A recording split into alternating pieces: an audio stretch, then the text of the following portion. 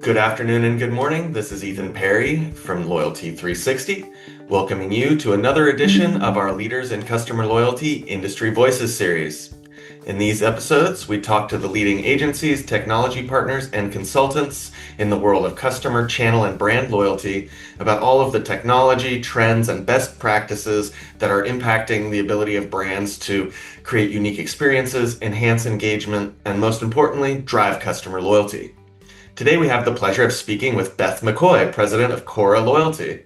Welcome, Beth. I'm glad you joined us. Great to be here. Thank you, Ethan. Well, to start off, can you introduce yourself to our audience? Tell us a little bit more about yourself and your role with CORA and your background in loyalty. Yeah, thank you. So I recently took on the role of president of CORA Loyalty. CORA Loyalty is a newly created portfolio made up of three separate companies or entities that some people may be familiar with from the loyalty marketplace. So RewardOps is a modern API-based rewards marketplace and fulfillment engine for enterprise brands, fintechs, and loyalty program operators.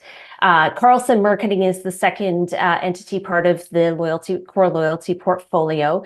And Carlson Marketing Solutions is an enterprise-grade points bank, loyalty and engagement platform serving financial institutions, travel providers, and large retailers.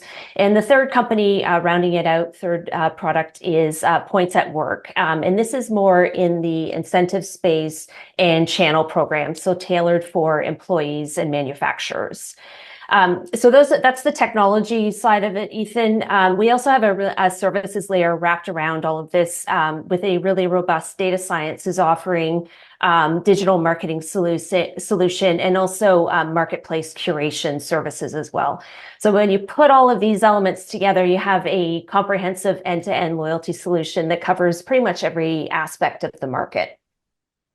Amazing. Wow, that's a lot of offering here. It's newly minted, this CORA Loyalty, so it is so hot off the press. In terms of my background, I began my career in the airline industry, and that's where I first connected with professionals managing the airline's loyalty program. One of them later joined a loyalty firm and hired me away into the wild and wonderful world of consumer loyalty. So nearly 20 years later, I've built expertise in developing comprehensive loyalty solutions, and I've helped launch and grow two loyalty startups and worked with several large North American brands, mainly in the financial and travel industries. Awesome.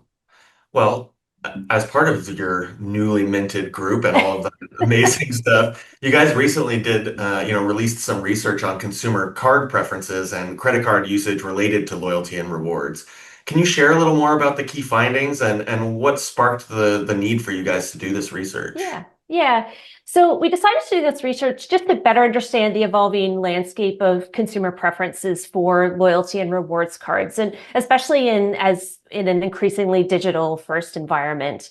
So some of the key findings included were that loyalty and rewards really do lead to influencing which card Americans use. We should note that this is based in the U.S. And I'm based in Toronto, but this was a U.S. based poll. For 55% of Americans, loyalty and rewards credit card benefits are a key factor in determining which card is used to pay for their daily purchases. And this is a factor that comes into play ahead of convenience and credit limit.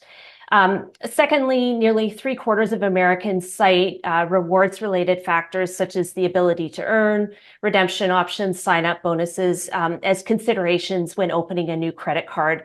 And this compares to factors like interest rates and security and fraud protection, existing relationship with the user, that type of thing. And then lastly, earning points or miles on purchases is one of the most appealing credit card benefits to 45% of Americans. So those are some of the things that we took away from the Harris poll that we conducted. Awesome. Yeah, one of the other things that we noticed in your research when we were looking at it is when making a payment with a credit card, I believe 55% of respondents choose to pay with a card that has a loyalty or rewards program attached to it. So for brands who might not have their own credit card program, like how do they ensure that they're giving their customers the best possible loyalty or rewards experience? Yeah, I think even most brands probably have some type of loyalty program, especially if they've credit card loyalty program in place, but it might be somewhat rudimentary or not particularly feature rich.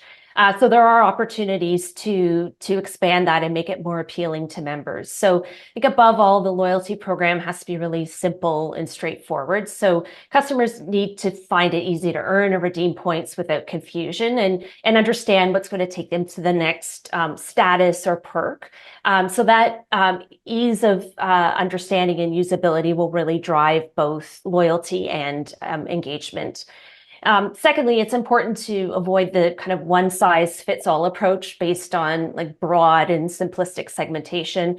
We're all individuals and unique, so we need to account for those different characteristics and behaviors. And there are solutions out there to offer loyalty programs that can really deliver real and personal value to members, increase satisfaction, and really make customers feel known and seen, which overall will improve that retention, transaction frequency, and overall spending with the card.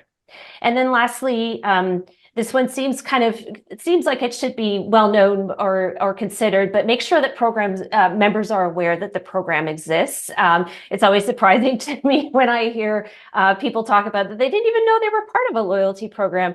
I was chatting with someone recently who's been doing some work with us, and he was a member of a credit union for a long time, some of his financial products there. And it wasn't until he started talking with those of us at RewardOps and Carlson that he thought to look, and he'd been part of a loyalty program with that credit union for a really long time and didn't even know it. So seems like a given, but creating that awareness, that consistent awareness of the program is really critical as well. Amazing. Yeah. So we know everyone loves benefits. Your research backs up the fact that, folks love earning points or miles on their purchases. But how should brands be structuring the card benefits to make sure that they're properly appealing to the customers? Yeah, I think there's a few different considerations in approaching this and making sure that you've got those card benefits that fit with your customer base. So first off, making sure that the rewards categories match how your customer base is actually spending. So, for example, depending on the audience, it might make sense to offer rates on travel, for example, or higher earn rates on travel. It also really makes sense to ensure that you're offering earn on everyday expenditures such as grocery and gas, and also targeting some of those categories as well to offer accelerated earn where your members are spending. Flexible redemption options are sort of the other end of the scale. They're really key in allowing members to redeem for merchandise, gift cards, travel. We often see statement credits or even smaller things, just such as being able to redeem your points for a coffee. So that kind of speaks to a wide range and tailors to members. Added perks are something else that can be included as card benefits, and these can vary again based on the consumer base. So things like exclusive concert or event tickets for your travel cards, offering airport lounge access, charitable donations, or eco-friendly perks can also offer a point of differentiation as well. Yeah, that's awesome. And so one of the things that we hear about in terms of like making sure people are getting the benefits they want is some of the challenges that brands have around the differences in loyalty expectations across generations. Now that Gen Z is firmly in the workforce and getting credit cards and earning points, how do brands tailor their loyalty strategies to meet the needs of all these different demographic groups that are now have buying power? Yeah, so that was definitely a key part of the Harris poll that we conducted. And from that, we learned that 64% of baby boomers are the most likely to be influenced by loyalty and rewards programs, followed by Gen X, millennials, and then ultimately Gen Z, which you just talked about. 40% of Gen Z are influenced by loyalty and rewards programs. So in terms in looking at trends among the generations, baby boomers prefer more traditional programs with discounts and tangible benefits and sort of that in-person contact, but they're starting to become more accepting of digital methodology. And then as you progress through the different demographics, the inclination is more towards those that are digital first and experience oriented, with Gen Z valuing more instant gratification. We talked about that free coffee earlier, gamification, and more of those purpose-driven brands. But I think it's key to mention there are some commonalities across all the generations, though, and digital engagement is definitely key for all. But as we mentioned, in-person contact still plays a role for some of the older customers. Personalization, there's that word, is critical. So meeting the member where they're at. So, unique experience for the younger generations. And then lastly, just that choice and flexibility across a wide range of rewards and experiences. Yeah, so I mean, you just mentioned personalization, and I know in your 2025 trends predictions, you predicted businesses are going to refocus on delivering those tailored relationship-driven experiences, using personalization to build trust and ensure customers feel valued. Do you have some recommendations for brands who are looking for ways to improve their personalization efforts? Yeah, I think the area to start is just around the data and the analytics. So loyalty program redemption analytics are a critical driver of program success and customer engagement, but they're also a crucial indicator of health of the program and overall member commitment. So leveraging that data to create targeted experience can really boost results. And studies show that personalization can increase program engagement by up to 40%. There's a myriad of ways to tackle personalization, but some of the key opportunities include browse and search history-based recommendations. So this allows tailored product selections to be delivered to members to keep them engaged. Points balance appropriate offers. So dynamic offers that match a member's points balance either programmatically or through member-driven choice. Nothing more disheartening than sending an offer to a member that isn't available to them. Wish list reminders are another opportunity. So you can kind of give a little nudge to members for items that they've either shown interest in the past or that they may actually have saved in their wish list. Abandoned cart recovery. So this allows members to complete purchases by connecting their points or personalized rewards that was left in their cart. And then just creating offers and campaigns that align with members' favorite categories or purchase history. We talked about that earlier, kind of making sure that you know where and what your members are spending on, and then you can create offers and campaigns around that. So tapping into all of these different opportunities can definitely make brands have their loyalty programs more relevant, engaging, and effective. For sure. So, can you talk a little bit about what barriers brands might be facing in achieving that kind of real-time personalization and how they can overcome those obstacles? I think sort of the biggest barriers for this come down to sort of a couple of different issues, and that's related to data and technology. So we work with some clients or talk to clients that have a wish to offer this in these programs, but their data is siloed. It's sitting in all different systems. So it's hard to kind of stitch that together and actually so that you can get that kind of complete picture of the member base. So this, it may require an investment to bridge that gap or build a unified data system. And then secondly, legacy technology can be a limiting factor as well. So an older technology stack really doesn't have the horsepower to handle that real-time processing or a dynamic customer journey. So moving to more modern cloud-based solutions or integrating APIs can allow that for those real-time updates and address those obstacles. Awesome. Well, on the other side of personalization is the emotional connection, and one thing that we continue to hear about and from different brands and different consultants and agencies is that personalization efforts need to feel authentic and not invasive to customers. Do you have any advice for how brands can ensure that they're doing personalization in a way that feels good and not overwhelming or creepy? I was going to say creepy. So I think transparency is really key on this front. So ensuring that customers know what data is being collected and why. And it's also really important as well that customers can control their preferences and permissions so they can opt in or opt out.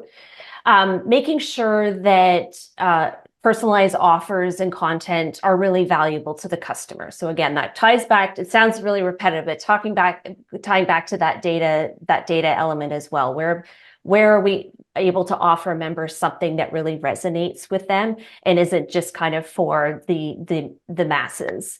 And then lastly, I think frequency of messaging is really important as well.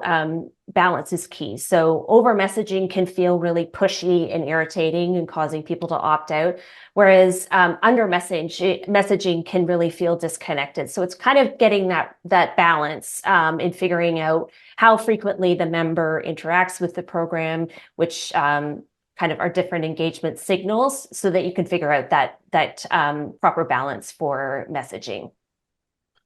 Great. Well, another one of the things that we saw in your trend predictions for 2025 is the strong demand for seamless, simple, convenient shopping and fulfillment experiences. What ways are you seeing brands start to simplify their customer experience strategies in 2025? Yeah, so um, I mean, everybody know the world has changed vastly over the past number of years, and customer interactions stretch across a multitude of channels. So you've got the tactile part of a physical store right down to the digital realms of website and social media. So creating seamless omnichannel experiences where there's a fluid and consistent interconnected experience for the customer to engage through is really key. So some of the ways that can be approached is deep integration across channels. So integrating the physical and digital channels. So this is actually, to really do this well, it goes beyond linking customer touch points, and it's a more holistic approach where all aspects of the business are connected. So think things from customer service to inventory management and CRM all stitched together and shared real time. One example of this is Nordstrom. They've made great strides in this area. So customers can check product availability online, reserve items, try them on in store, have online purchases delivered to their homes. And this is all done without redundant steps. Going back to the data analytics, that again plays a real role in understanding customer behaviors, preferences, pain points across channels. So analyzing the data collected from those touch points, you can identify the trends, predict behaviors, and customize experiences, which will allow the brand to craft really highly personalized interactions that enhance that customer journey and drive that further engagement. And then another one, of course, is optimizing for mobile. So this is a necessity now. It's really not just an option.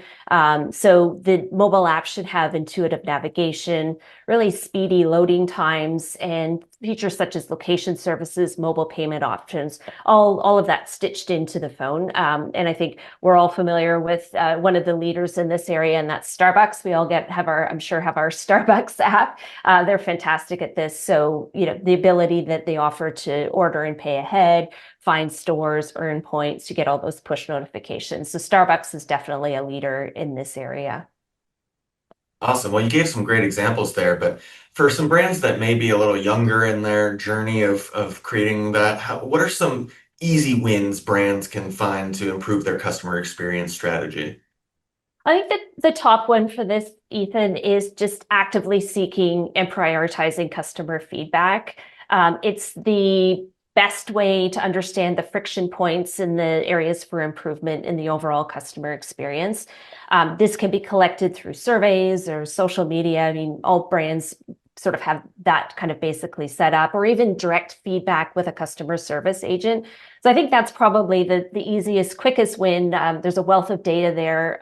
Customers are willing to share it, and they're the experts. They're the ones that are using the program. So I think that's probably one of the easiest wins that brands can do. Couldn't agree more. Yeah, we saw that kind of common theme during the Loyalty 360 awards at our recent Loyalty Expo, many of the winners shared that same philosophy of being laser focused on the voice of the customer and that customer feedback. So couldn't agree more. I'm gonna have to make sure I get to this Loyalty 360 Expo next year. Unfortunately, couldn't make it this year. Absolutely. You got to come with your team next time. Yeah. So in our state of customer loyalty report, we saw that 72% of brands told us they feel there's a sense of or a sea of sameness regarding customer loyalty programs.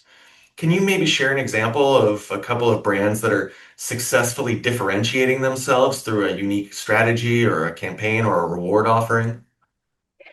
Yeah, we recently did some work with some consultants, and this one really stuck out for me, and I think it's really unique, and that's why I wanted to share it here. So they talked about ritual rewards. So you don't really hear that often in the space. But the example that was used was at St. Regis hotels. The guests are invited to participate in a nightly champagne sabering ceremony. And I'm like, what's champagne sabering? But it's where a bottle of champagne is opened by slicing the top of the bottle, the cork off with a saber. So those of you who watched Emily in Paris would have seen this season 2 as well. It was an activity on there, but just a really fun. Memorable ritual that for St. Regis that blends sort of the history and exclusivity and kind of social storytelling. So I always think that was neat just because it's really outlandish, kind of and far out there. Creates a sense of belonging, so they feel like guests feel like they're part of a tradition. It's that emotional connection, and it really differentiates the experience. You get away from sort of the traditional levers of a loyalty program where it's discounts and points, and it's just something that they're really immersed in and builds that status. So I think that one's always really stuck with me, and it always gives me pause when I think about it too. It's like, really, what could brands do if they think outside the box? That may not be something in person that all brands could do, but just kind of really thinking outside the box on that, I think, is unique. And then the last part, I mean, we haven't really talked a lot about gamification, but that's certainly coming up a lot. I know that was some feedback that our team brought back from Loyalty 360 are the gamification elements. So that's been done fairly well by some of the larger players in the loyalty or in the space, but I think there's some opportunities as well for gamification, some further opportunities in the loyalty space. Definitely, we continue to hear that that's something that people are exploring and looking at trying to figure out new and exciting ways to get people to engage through gamification. So, um, well, looking forward for the second half of this year, what do you see as the next big thing in customer loyalty, and what is CORA Loyalty focused on as we continue through the rest of this year?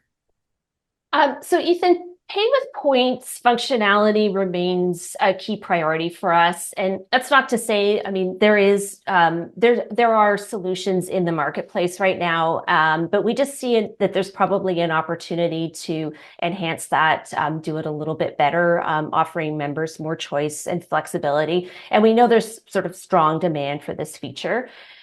We are investigating, we're looking into different ways that we can do that. So I think that there will be a lot of innovation continue to be poured into pay with points. But I think rather than do a wholesale shift over into sort of direct merchant integrations or completely going all in on pay with points, I think it's going to be we see it more as more of a hybrid approach. So that pay with points is complementary to retaining sort of the in-program redemption options such as the gift cards, aspirational merchandise. So we see kind of sort of a hybrid approach with that, but pay with points is definitely a focus for us going forward. Awesome. Well, that brings us to the end of our regular questions, and we're Okay. time for our world famous quick fire questions. Okay. So we try and keep these to like a one word or short phrase answer, but it's a fun way for the audience to get to know you a little bit more. So, Okay. you're ready? We're going to jump right in. Yep. Ready. How would you describe your work life? Every day is a new challenge. If you have a day or a week off from work, what are you doing? You'll find me curled up with a good book, a spy story. Mhm. If you could live in any city or country, where would you live? Germany, If you could go back to school, what would you study? Psychology. Hmm. What facet of your job would you like to know more about? I love everything that I know. I love all elements of it and always want to learn more about every element. There isn't one that sticks out. What facet of your job would you like to know less about? I think that goes the same. All elements are important. So I think nothing that I would like to learn less about, know less about. What motivates you when tackling challenges at Cora? The freedom to come up with creative, out of the box solutions. Awesome. What do you draw inspiration from? What really lights your fire? Reading a lot of historical fiction that I love that, diving into that. What is your favorite sport or hobby? Hockey is my favorite sport, and hobby. I'm a plant aficionado. I love plants. And what do you typically think about at the end of the day? Work, Ethan. Think about work. Well, Beth, thank you so much for taking the time to speak with us today on Leaders in Customer Loyalty. We loved having you as part of the Industry Voices series. It was great getting your perspective on customer loyalty, and we really look forward to learning more from you and the team at Cora throughout the rest of the year. And hopefully, we'll see you with the team at the next Loyalty Expo. Great. Thanks for the time, Ethan. Really appreciate it. Thank you, and thank you everyone for tuning in to Leaders in Customer Loyalty. If you haven't already, please make sure you subscribe to the podcast wherever you're listening. Follow Loyalty 360 on YouTube and LinkedIn for all the latest updates, and join us every Tuesday for another edition of Industry Voices.